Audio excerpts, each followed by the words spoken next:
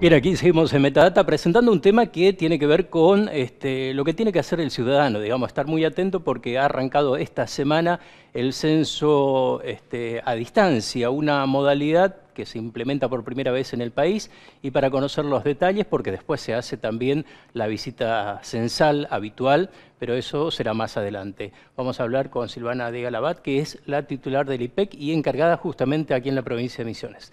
Gracias por estar con nosotros. No, gracias a ustedes por la invitación. Bueno, la invitamos en un día en que está arrancando, digamos. ¿Cómo ha sido el inicio de este arranque? Y bueno, la verdad que con mucha ansiedad y con mucha expectativa de parte de todos los que integramos el sistema estadístico provincial y nacional, obviamente, porque la preocupación era, ¿va a funcionar? ¿No va a colapsar claro.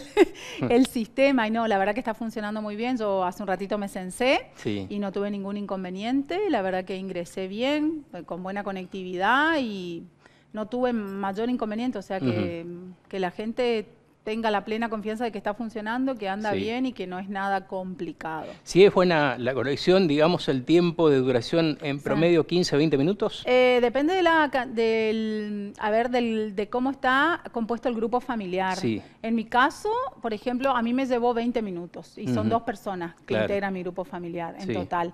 Una familia tipo, según probamos en el censo experimental, 25 minutos lleva. De 4 personas, ¿sí? Y bueno, y si son más, llevará un poquito más porque es un formulario por familia, pero las preguntas de referentes a población las tiene que responder, se tiene que responder por cada uno de los integrantes, ¿sí? Así que bueno, pero no es complejo. Aparte, a ver, si alguien tiene alguna duda respecto a alguna pregunta, hay un tutorial dentro de la página del censo, que es censo.gov.ar, que te va guiando y te va diciendo, digamos, te va aclarando por ahí alguna duda que pueda surgir. Claro. ¿Cualquier integrante de la familia puede llegar a realizar esta tarea, digamos? Sí, tiene que ser única, o sea, la familia debe definir un integrante que complete el formulario censal por todos, ¿sí? Claro. Tiene que ser mayor de 14 años, eso sí. Claro. Y comparado al esquema tradicional y ahora al esquema digital, ¿qué diferencias hay? Y bueno, en realidad este es un censo bimodal, ¿sí? Por un lado vamos a tener a partir de hoy, 16 de marzo, hasta el 18 de mayo va a ser el censo digital, o el autocenso. Luego, el 18 de mayo vamos a tener el censo propiamente dicho, el que todos conocemos, donde el censista recorre todas las viviendas del país y censa a la población. La particularidad de es que el censista lo primero que va a hacer el 18 de mayo, cuando vaya a tu casa, te va a preguntar si vos te censaste digitalmente. Si uno le responde que sí, entonces lo único que tiene que hacer quien responda al censista o quien atienda al censista es mostrarle el certificado de cumplimiento censal, ¿sí? El digital.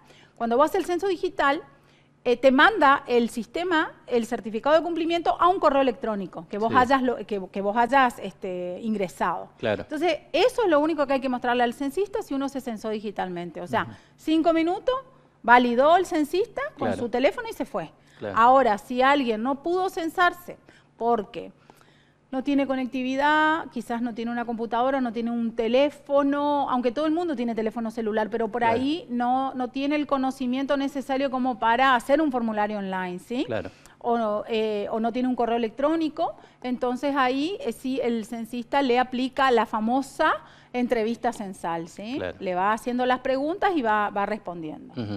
Se pregunta, en principio, dentro de lo que conocemos tradicionalmente, condición de vivienda, cantidad de integrantes en la familia, ¿qué más, aparte de lo que conocemos tradicionalmente, se va a preguntar en esta oportunidad? Y en realidad, todo lo que ya se preguntó en el año 2010. Pero ¿cuál es la diferencia? Que en el 2010 teníamos 2 formularios.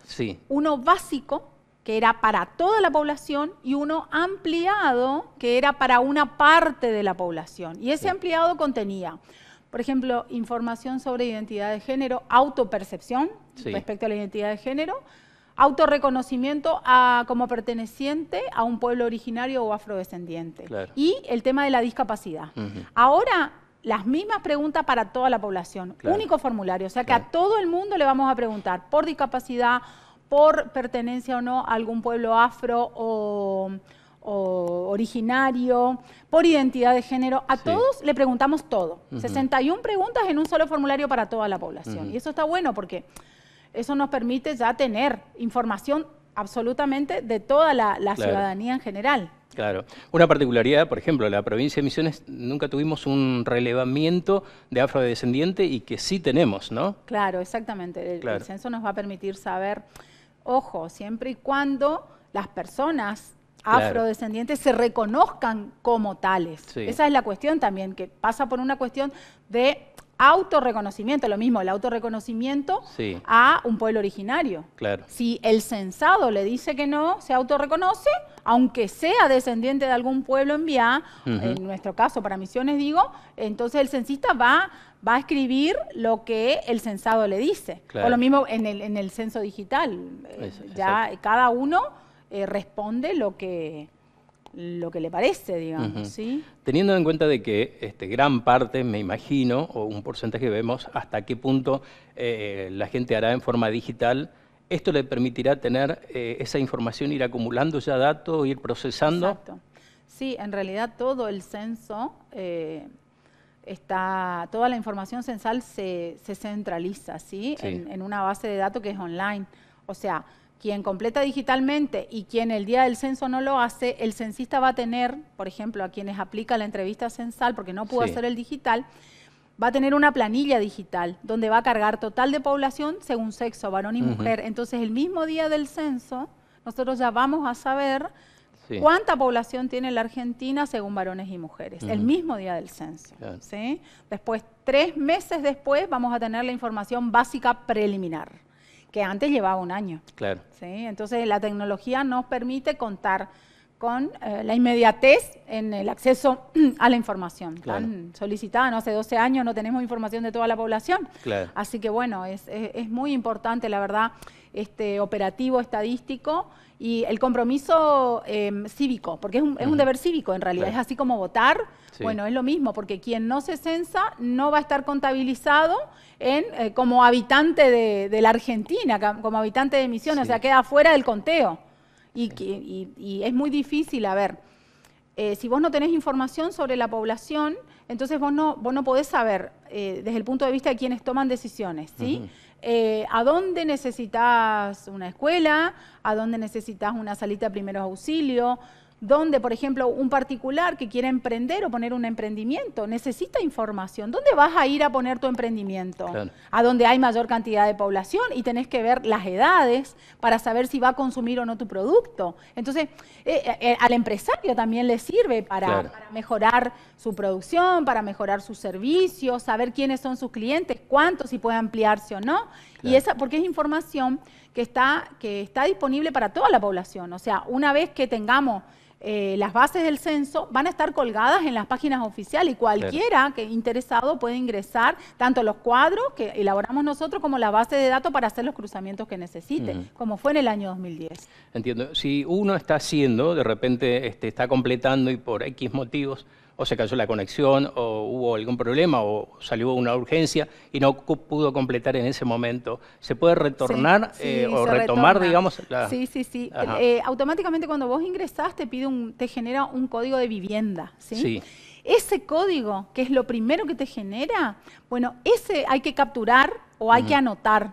Y con ese mismo código, si suponete se te cortó internet, ahí vas a ingresar de nuevo con ese mismo código. Claro. Te logueas con tu DNI y después cuando entras al formulario te va a pedir el código único de vivienda. Y ahí ingresás el código y seguís completando. Hay un explicativo que han dado a conocer desde el IPEC donde señala, por ejemplo, el tema si hay dos viviendas. ¿En qué consiste que hay que completar también? Digo, en el sentido de que si una persona completa 2 grupos de familia o no. Es un formulario por grupo familiar. Lo que puede pasar es que en una vivienda, en una misma dirección, habiten 2 hogares, ¿sí? Que quiere decir 2 familias distintas, que comparten el techo quizás, pero no los gastos de alimentación, por ejemplo. Son 2 familias distintas. Entonces ahí vas a tener en una misma vivienda 2 hogares. Y ahí sí se completa por cada hogar un formulario. Claro. Entiendo. ¿Qué va a pasar en forma posterior? Digamos, ustedes ya armaron un equipo de gente que va a salir después en forma posterior a recorrer la provincia. ¿Cómo van a trabajar? Bueno, nosotros históricamente, no nosotros, sino que el país entero ha trabajado con el sistema educativo, con los docentes para hacer el censo. ¿Por qué? Porque en primer lugar tenemos docentes y escuelas distribuidas a lo largo y a lo ancho de toda la provincia. Sí. Eso por un lado. Por otro lado, el nivel educativo del docente es el que necesitamos para llevar adelante esta tarea censal. Claro. Y en tercer lugar, ¿por qué? Porque tiene que ser un conocedor de la zona, ¿sí? Entonces, en esta oportunidad vamos a trabajar con los docentes del nivel primario, o sea, las autoridades superiores del censo que viene a ser el jefe de departamento son en su mayoría supervisores o directores del nivel primario, ¿sí? Después va bajando, es en cascada la estructura. Sí. El resto de la estructura censal, jefes de fracción, también son directores, vicedirectores de escuela de nivel primario. Después, el jefe de radio también es docente, director. Sí. Y después, cuando no alcanzara a cubrir, o sea, todos los puestos del censo con el nivel primario, se considera nivel inicial, secundario, terciario, pero primero arrancamos por el nivel primario. Claro. ¿Sí? Hasta ahora venimos cubriendo todos los puestos de la estructura hasta censista, estamos haciendo la convocatoria a censista, pero es en cascada, o sea, el jefe es el que convoca a los censistas, digamos. Claro. ¿Por qué? Porque tiene que ser de la zona, porque por ejemplo, el día del censo va a ser en los pueblos sobre todo, va a ser el maestro de tu hijo el que te vaya a visitar para hacerte el censo. Claro. ¿Sí? Entonces es alguien conocedor de la zona y que también lo conocen, ¿sí? Básicamente. Lo último, Silvana, teniendo en cuenta de que hay muchos asentamientos nuevos, muchos pueblos nuevos, ¿cómo se contempla esta situación teniendo en cuenta que decías el 2010 fue el último censo, pasaron 12 años, así que cambios se han producido? Bueno, en realidad nosotros ya veníamos haciendo lo que se llama el registro de viviendas de la República Argentina, lo veníamos trabajando hace tiempo ya, contemplando todos estos crecimientos, ¿no es cierto?, de barrios y expansión de Misiones en realidad, porque, bueno, si bien Posadas creció terriblemente, toda la provincia ha crecido y se ha expandido. Sumarle la pandemia, que lo que hizo fue también, creemos que vamos a tener una explosión demográfica que ya pasó en el 2010, ¿sí?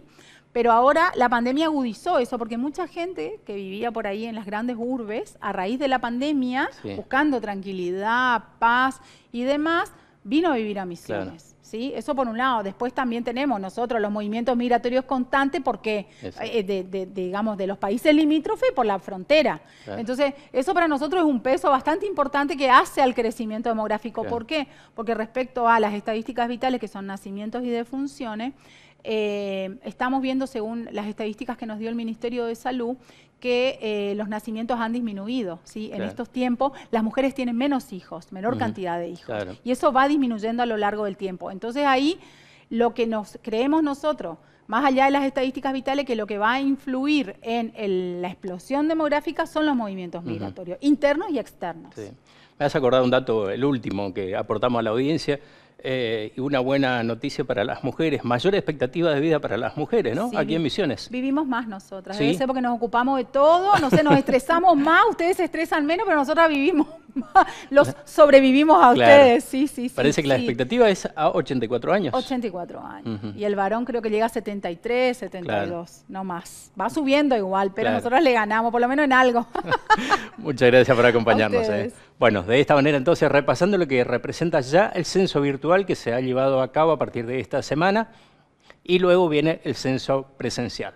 La pausa y volvemos.